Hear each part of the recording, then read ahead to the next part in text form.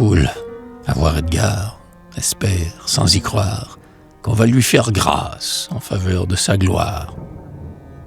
Alors, d'une voix forte, « Il faut mourir », dit-il. Nourri de mon enfance, braver le péril, peu m'importe, je laisse une horrible mémoire. Soldat, je ne meurs pas sur un champ de victoire. Et voilà quel chagrin, sur mon front détesté, ont gravé les sillons de la caducité. Je sais que j'ai commis un forfait exécrable. J'ai voulu le pleurer. Le ciel inexorable, des pleurs que j'enviais me fermant les trésors, n'a pu sur mes besoins mesurer mes remords. Je t'ai aimé. Jamais, dans une âme mortelle, ne s'alluma le feu dont j'ai brûlé pour elle. Mon cœur n'avait jamais battu que sur le mien. Jamais d'autres regards n'avaient compris le mien. L'amour me dévorait comme une lave ardente.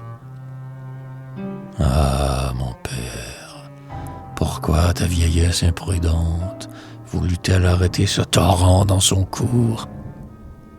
Il accablait mon cœur du joug de ses discours, lançait à Julia le sarcasme et l'injure, et m'ordonnait à moi de descendre au parjure. J'oubliais, disait-il, la guerre et le combat, et j'appelais la guerre.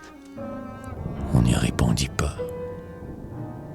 C'est peu d'avoir maudit ma désobéissance.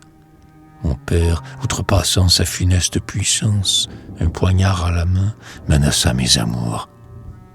J'entendis ma maîtresse invoquer mes secours.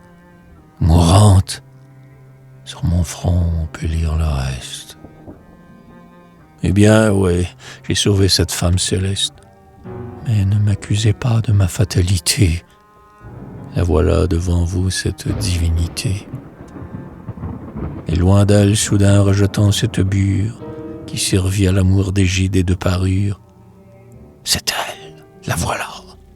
Je mourrai sous ses yeux. Elle est venue à moi comme un ange des cieux.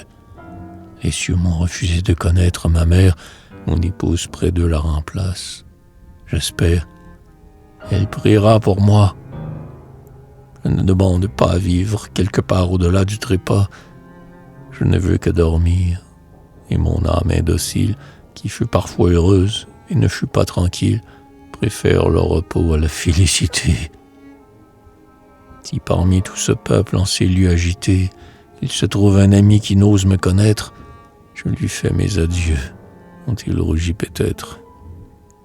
Et toi, rebut du crime, petit coup réservé, et dont l'œil complaisant sans doute observé ce qu'il faut de douleur pour m'arracher la vie, crois-tu qu'à ta bassesse elle soit servie? Je puis, si je le veux, te frustrer de ma mort. Mais ne crains rien de moi, je subirai mon sort. Sans doute il fera naître un effroi salutaire, et peut-être un plaisir. Tant mieux. Sur la terre, il jette son poignard. Un long étonnement dans la foule interdite éteint le mouvement. Mais lui, presque à genoux. Oh, ma belle maîtresse, seul et dernier amour de ma triste jeunesse. Oh, que par ta présence un mal est adouci. Je t'aime. Et pour tes pleurs, mon cœur te dit merci. Car moi, ma Julia, je n'en sais pas répondre. Dans des lieux inconnus, tu placeras ma cendre, sans y graver mon nom, sans y semer de fleurs, sans y planter la croix, emblème des douleurs. Des tombeaux consacrés, ma dépouille est indigne. Je ne mérite point cette faveur insigne.